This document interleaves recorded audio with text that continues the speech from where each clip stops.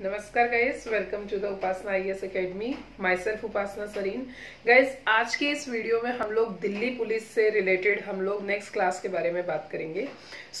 Last class में हम लोगों ने पढ़ा था कॉन्स्टिट्यूएंट असेंबली के बारे में। तो कॉन्स्टिट्यूएंट असेंबली के प्रेसिडेंट कौन थे? Doctor Rajendra Prasad. Vice president कौन थे? एससी मुखर्जी। और सभी सदस्यों के लिए जो ऑब्जेक्टिव रेजोल्यूशन को फ्रेम किया, डेट इज पंडित जवाहरलाल नेहरू। और हमने लास्ट क्लास में पढ़ा था कि कॉन्स्टिट्यूएंट असेंबली में जो इन्होंने रेजोल्यूशन पेश किया, वो रेजोल्यूशन था sovereign, socialist, secular, democratic Republic. ठीक है, तो इन सारी चीजों को ध्यान में रखते हुए अगर कॉन्स्टिट्यूशन बनाया जाएगा तो हमारे भारत में होगी equality, justice, liberty, fraternity, brotherhood, integrity. Okay, ये हमने लास्ट क्लास में पढ़ा था। ठीक है, तो गाइस आज की इस क्लास में हम लोग देखते हैं कुछ स्पेशल फैक्ट जो कि दिल्ली पुलिस के पेपर के लिए या एसआई के पेपर के लिए काफी इंपॉर्टेंट है। ठीक है, आज गाइस हम लोग बात करेंगे झंडे के ऊपर। ठीक है, अगर गाइस हम लोग फ्लैग की बात करें, ठीक है, झंडा, तो झंडा समिति के जो अध्यक्ष थे, झंडा समिति के अध्यक्ष उस समय पर कौन थे? और एडहॉक कमेटी में भी झंडा समिति के अध्यक्ष बनाए गए। ठीक है, तो प्लीज इस लेक्चर को ध्यान से सुनिएगा। So now the next thing is, झंडा समिति के अध्यक्ष थे उस समय पर जेबी कृपलानी। हमारे पेपर में क्वेश्चन आता है झंडा समिति के अध्यक्ष कौन, तो हम लोग टिक करेंगे जेबी कृपलानी पर यूपीएसआई के पेपर में क्वेश्चन आता है एडहॉक फ्लैग कमेटी। गैस ये ध्यान रखना, एडहॉक से क्वेश्चन 2-3 पेपरों में आ चुका है। एडहॉक को कहते हैं तदर्थ, हिंदी में कहा जाता है तदर्थ। पर एडहॉक का मतलब क्या है? एडहॉक का मतलब है टेम्परेरी बेस पर, मतलब जो कुछ समय के लिए बना होता है, जैसे 10 दिन के लिए, 15 दिन के लिए कमेटी बनी होती है। ठीक है, एडहॉक फ्लैग कमेटी के अध्यक्ष कौन थे? The answer is Rajendra Prasad. Okay, doctor Rajendra Prasad was the head of ad hoc flag committee. ठीक है, तो दोबारा से आप लोग सुन लीजिए, समझ लीजिए, अपनी कॉपी में लिख लीजिएगा।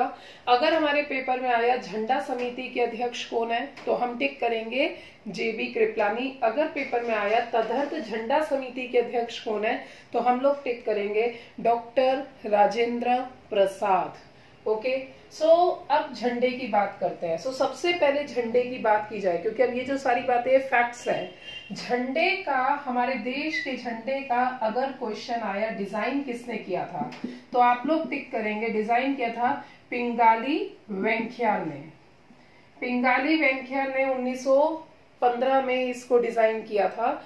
और इसी के साथ साथ हमारे देश का तिरंगा झंडा अगर पेपर में आया फॉरेन लैंड में किसने फहराया, कौन सी डेट में फॉरेन लैंड में इसे फहराया गया, तो इसका करेक्ट आंसर है मैडम भिखाजी कामा। और इन्होंने जर्मनी में झंडा फहराया था 1907 में। ठीक है, ये क्वेश्चन कई पेपरों में आ चुका है। अगर पेपर में आया कि झंडे को विदेशी भूमि में किसने फहराया, तो आप टिक करेंगे मैडम भिखाजी कामा। कहाँ? जर्मनी में। कौन सी ईयर में? 1907 में फहराया गया था। अगर झंडे की बात करें तो हमारे देश में तिरंगा झंडा सबसे पहली बार रावी नदी के तट पर फहराया गया। ये रावी नदी कहाँ की? लाहौर की।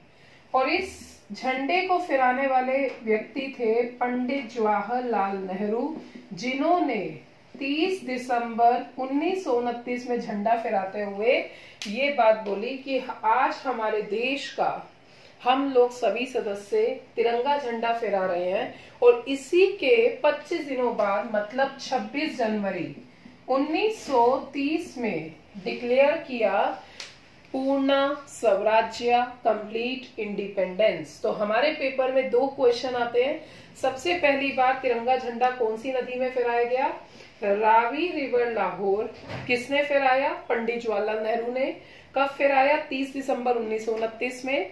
और इस झंडे को फहराते हुए, क्योंकि अगर मैं 1929 के झंडे की बात करूं तो गाइस यहाँ पे चक्र नहीं था, यहाँ पे क्या था? चक्र जो आज के झंडे में बना हुआ चक्र ना होके यहाँ पे चरखे का यूज किया गया था। ठीक है, इस मध्य भाग में जो था वो चरखा था। अब चरखा कहां से लिया गया, क्योंकि आपको पता है कि 1920 में हमारे महात्मा गांधी जी ने शुरू किया था, that is non cooperation movement. तो उस नॉन कोऑपरेशन मूवमेंट में चरखे का प्रयोग किया गया। और चरखा जो प्रतीक है यहाँ पे, चरखे का मतलब है कि सेल्फ रिलायंस होना, मतलब एक हम अपने आप में आत्मनिर्भर हैं। ठीक है, तो उस समय पर नॉन कोऑपरेशन में याद होगा आप लोगों को कि जो भी फॉरेन गुड्स हैं उनको यूज करना मना कर दिया था। सिर से लेके पांव तक कुछ भी फॉरेन गुड्स का प्रयोग नहीं किया जाएगा। और इंग्लिश एजुकेशन का बॉयकॉट करना, पर इंग्लिश एजुकेशन सीखना, इंग्लिश स्कूल का बॉयकॉट करना।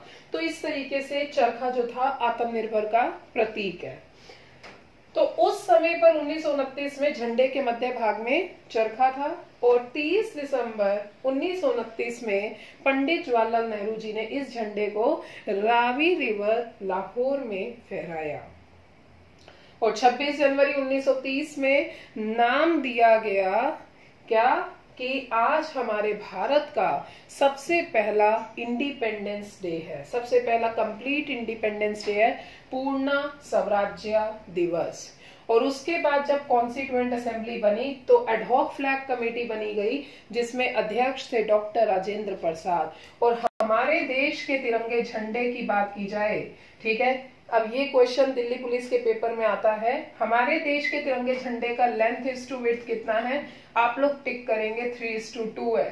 ठीक है, और हमारे देश के झंडे के मध्य भाग में क्या है, चक्र है, चरखा नहीं चक्र है। और ये चक्र कहां से लिया गया है, अशोका के सारनाथ पिलर स्तंभ से लिया गया है। और गाइस अगर आप इतिहास में देखें तो अशोका का जो सारनाथ पिलर है एक्चुअल में उसमें 36 स्पोक्स हैं, बट यहाँ पे जो स्पोक्स हैं, यहाँ पे जो तिलियां हैं, ये 24 स्पोक्स है, 24 स्पोक्स 24 तिलियां हैं। ठीक है, और ये जो चक्र है, ये क्वेश्चन भी पेपर में आया हुआ है, चक्र जो प्रतीक है ये ट्रुथ का प्रतीक है, सत्य का प्रतीक है। ठीक है, तो इस तरीके से ये जो झंडा है, इस झंडे को सभी सदस्यों ने, कॉन्स्टिट्यूएंट असेंबली के सभी सदस्यों ने 22 जुलाई 1947 में सभी सदस्यों ने इसे पास कर दिया। ठीक है, और इसी के साथ साथ सुप्रीम कोर्ट में भी गाइडलाइंस दी गई कि झंडे के क्या दिशा निर्देश होने चाहिए। ठीक है, तो झंडे के दिशा निर्देश भी दिए गए सुप्रीम कोर्ट के द्वारा 2002 में, जिससे फ्लैग होइस्टिंग करना एक तरह से आर्टिकल 19 के अंदर right to freedom of speech and expression के अंदर आ गया। और जिसके अंदर सुप्रीम कोर्ट ने कहा, सबसे पहली बात, हमारे देश के तिरंगे झंडे का लेंथ इज टू विड्थ होगा 3:2। दूसरा, हमारे देश का जो तिरंगा झंडा है ये हमेशा इसके ये खुले आसमान, और मतलब एक तरह से कहा जाए तो इसके ऊपर कुछ नहीं होगा। अगर झंडे के ऊपर कुछ हुआ तो सिर्फ और सिर्फ बेल हो सकता है, यही चीज हो सकती है, और कुछ झंडे से ऊपर नहीं होना चाहिए। अगर हमारे देश का तिरंगा झंडा कई देशों के साथ फहराया जा रहा है तो उसका लेंथ बराबर होना चाहिए। हमारे देश का तिरंगा झंडा सूर्योदय के बाद और सूर्यास्त के बाद ही, सूर्योदय के बाद फहराना चाहिए, और सूर्यास्त से पहले इसे मतलब आप सूर्यास्त के बाद नहीं फहरा सकते हो। ठीक है, और इसी के साथ साथ ये भी कहा गया कि हमारे देश का जो तिरंगा झंडा है हमेशा ऊपर की तरफ रहेगा, फहराता हुआ रहेगा, जला कटा या कहीं से इस तरीके से नहीं होना चाहिए कि आपने प्रयोग किया और उसे आप धरती पे गिरा के पैर लगा के जा रहे हो, मतलब देश के झंडे का अपमान करना सही नहीं है। तो इस तरीके से जो सुप्रीम कोर्ट है उन्होंने अपना जजमेंट दिया। तो गाइस हम लोगों ने देखा कि फ्लैग कमेटी के बारे में ये झंडे से रिलेटेड जो फैक्चुअल चीजें हैं, और इसी के साथ साथ जो कॉन्स्टिट्यूएंट असेंबली में जो मेंबर थे, अब सिंपल सी बात है, पूरा संविधान कुछ लोगों से तो बनेगा नहीं, इसका डिस्ट्रीब्यूशन ऑफ वर्क इंपॉर्टेंट है। जैसे यूनियन पावर कमेटी के हेड रहे पंडित जवाहरलाल नेहरू, स्टेट पावर के रहे पंडित जवाहरलाल नेहरू, ठीक है, ड्राफ्टिंग कमेटी के अध्यक्ष रहे डॉक्टर BR अम्बेडकर, जिनको आप कहते हैं फादर ऑफ कॉन्स्टिट्यूशन मेकर और chief architect of constitution.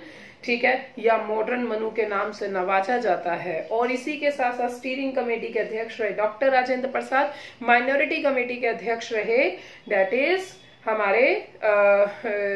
Sardar Patel. और इसी के साथ साथ प्रोविंशियल कमेटी की बात की जाए तो उसके भी अध्यक्ष थे हमारे सरदार पटेल। ठीक है, तो इस तरीके से कमेटीज के अध्यक्षों को बांटा गया, काम किया गया और संविधान को पारित किया गया 26 नवंबर 1949 में और संविधान लागू हुआ 26 जनवरी 1950 में। और इस कॉन्स्टिट्यूशन को लागू करने से पहले 3 बार पढ़ा गया और अप्रोक्सीमेटली 64 लाख रुपया इसके ऊपर खर्च किया गया। ठीक है, तो इस तरीके से हमारे जो कॉन्स्टिट्यूशन है, हमारे कॉन्स्टिट्यूशन का ये सारा का सारा स्ट्रक्चर जो है ये गाइस फर्स्ट 3 वीडियोस में आप लोग देख लीजिएगा। और इसके साथ हम लोग मुलाकात करते हैं नेक्स्ट वीडियो में। Thank you.